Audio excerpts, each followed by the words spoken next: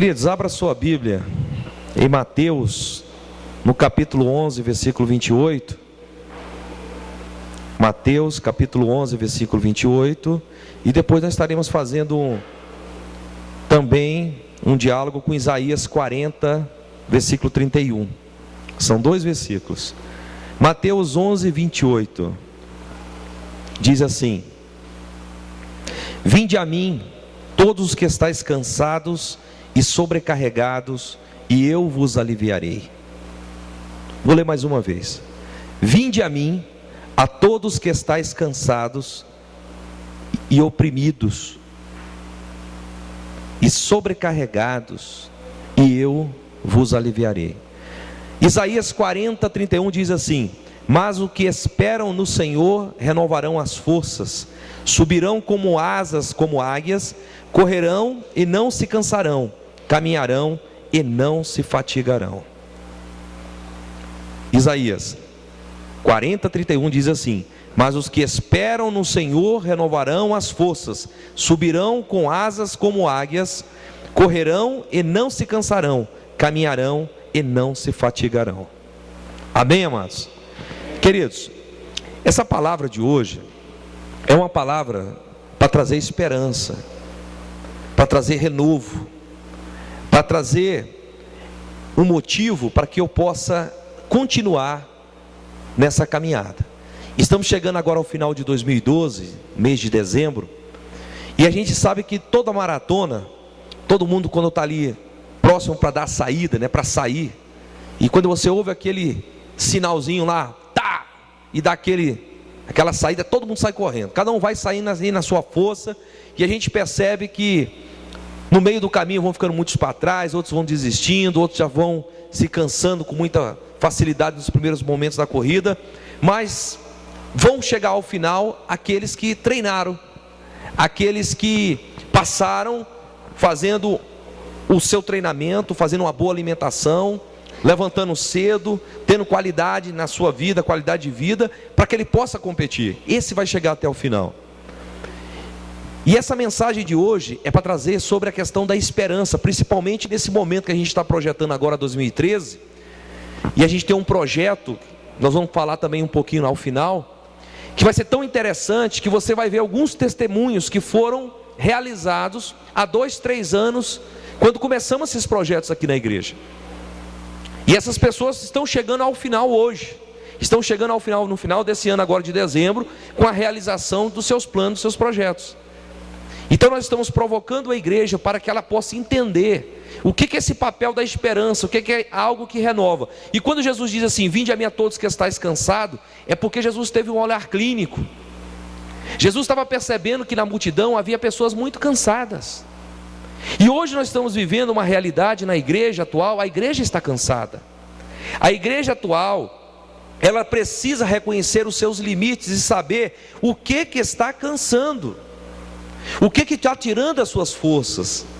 Nós temos que buscar compreender quais são os nossos limites, e aquilo que tem mais incomodado na nossa vida espiritual, na nossa vida relacional, emocional, sentimental. Nós temos que buscar entender quais são essas crises que estão tirando a nossa força, estão roubando a nossa vontade de viver.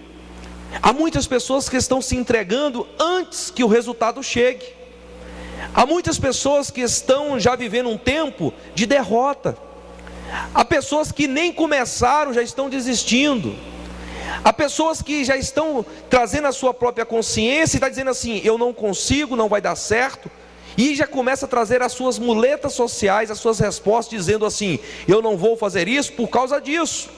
Ela não está preocupada com o que ela tem que fazer, mas como ela vai fazer. Esse como é a parte processual. E muitas vezes esse como não estava para a minha pessoa. Muitas vezes esse como vai aparecer na história, alguém vai ajudar a gente de alguma forma, alguém vai contribuir para que o teu sonho seja realizado na tua vida.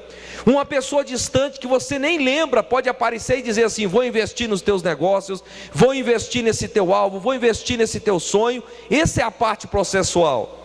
Mas o que é tão importante para nós é que nós estamos nos perdendo logo na elaboração do projeto, para iniciar o que eu quero para a minha vida. E quais são os meus limites? Quais são os meus sofrimentos, as minhas dores, né?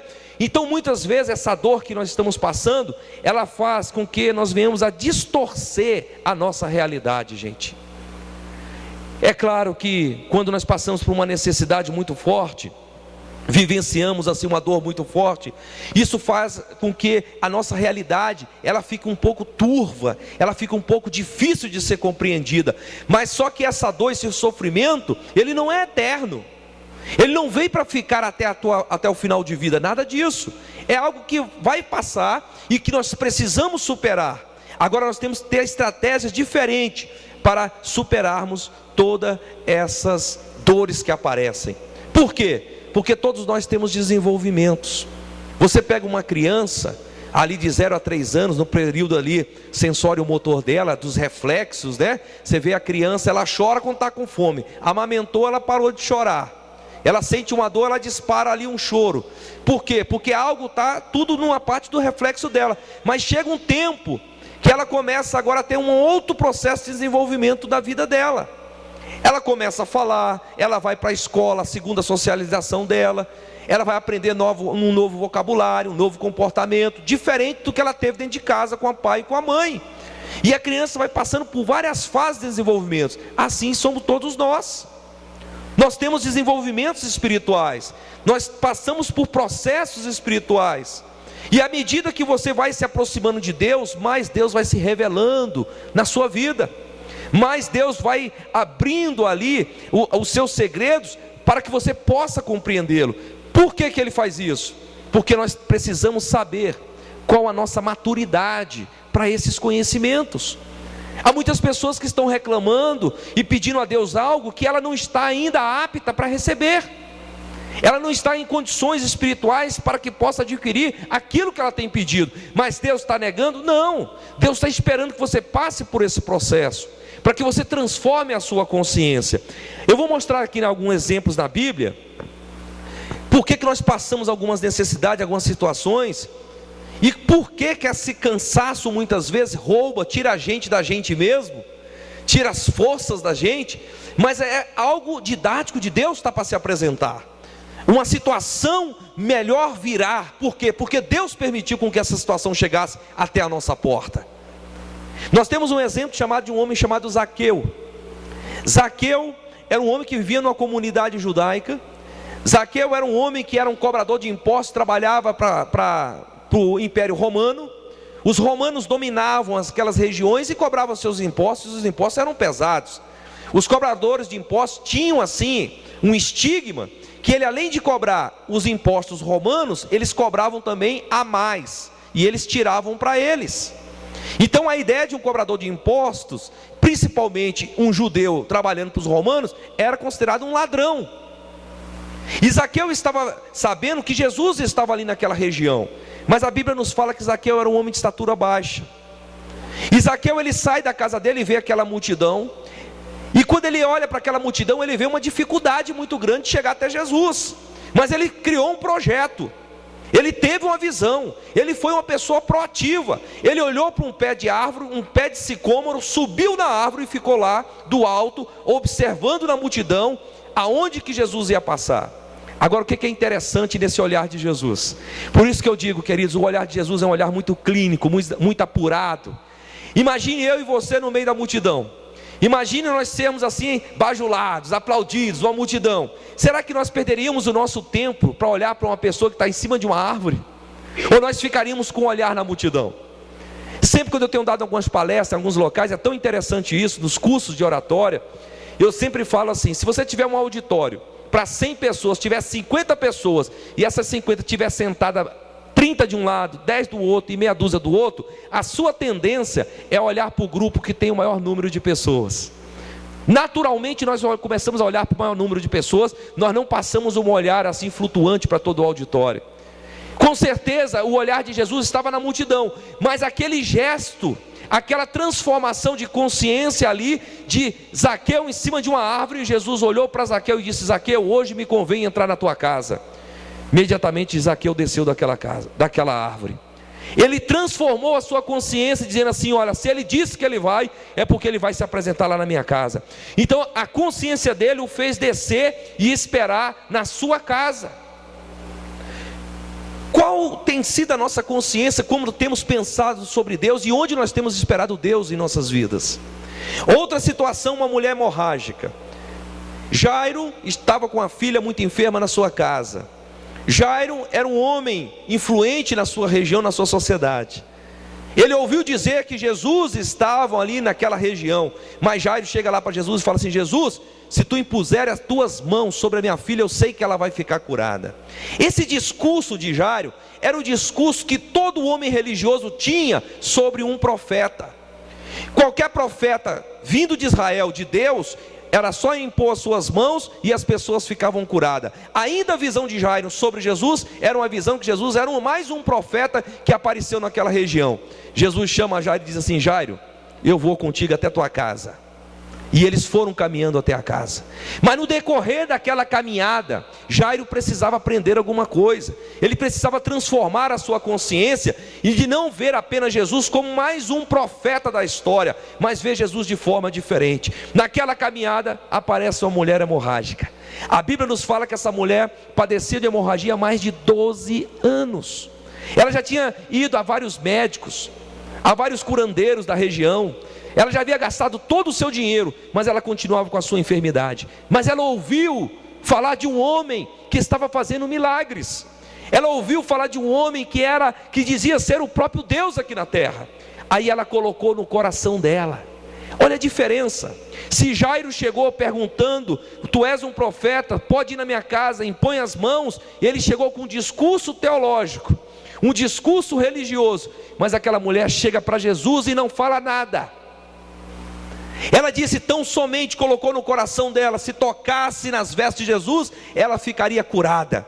E isso aconteceu. Ela tocou nas vestes de Jesus. Jesus olhou para um lado, olhou para o outro e disse: quem me tocou? Os discípulos ficaram assim, olhando para Jesus, e até mesmo poderiam ter ficado chateados e perguntar: mas Jesus, como é que pode, Jesus? Essa multidão que tanto empurra, que tanto querem te tocar, e tu está nos perguntando quem te tocou? Aí Jesus disse: essa mulher tocou diferente. Foi um toque diferente. Essa pessoa que me tocou, tocou diferente, porque saiu virtude de mim. Sabe, gente, muitas vezes nós choramos a Deus, choramos na presença dEle, e muitas vezes essas lágrimas não são um choro de arrependimento. Muitas vezes essas lágrimas não são lágrimas de quebrantamento.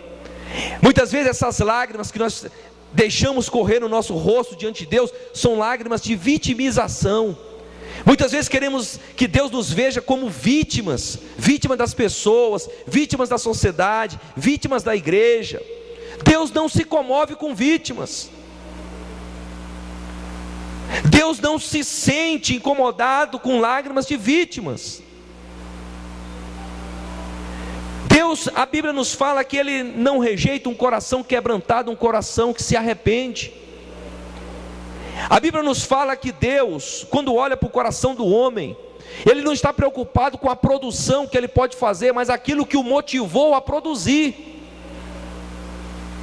Muitas vezes estamos tão preocupados em apresentar alguma coisa para Deus boa, que agrade os olhos de Deus, mas Deus está de olho naquilo que está fazendo eu produzir aquela coisa boa para apresentar para Deus. Porque isso faz parte de uma transformação de consciência. E quando aquela mulher tão somente colocou no coração, era só tocar, eu não precisava a mão de Jesus, eu não precisava uma palavra dele, eu só preciso tocar nas suas roupas que eu vou ficar curada. Aquilo transformou e saiu o poder de Jesus sobre a vida dela. Só sai poder, e nós só podemos receber de Deus se tiver uma transformação de consciência, mudar a maneira como eu estou pensando em relação a Deus.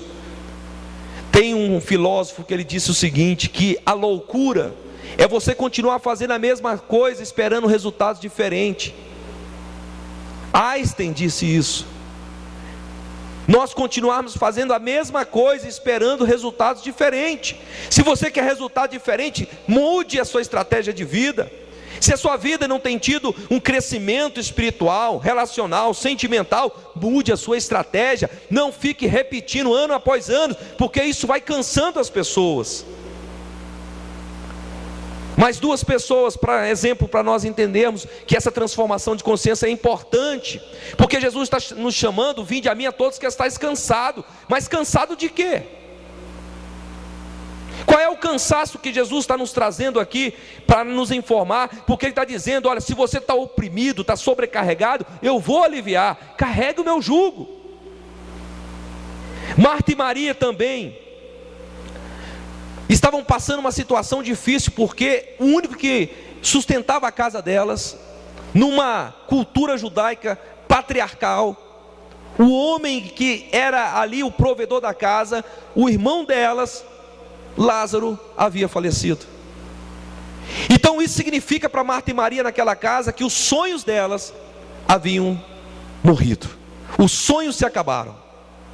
Marta estava desesperada, Maria estava em prantos dentro de casa, com outras vizinhanças chorando a morte do irmão. Mas de repente Jesus aparece 4 dias naquela casa. E isso significava 4 dias para a formação judaica, porque até o 3º dia, havendo uma morte, o Espírito rondava até o 3º dia, segundo toda a tradição do judaísmo. Jesus chegou no 4º dia. E isso simbolizava para aquelas mulheres mais uma perda de tempo, simbolizava para aquela comunidade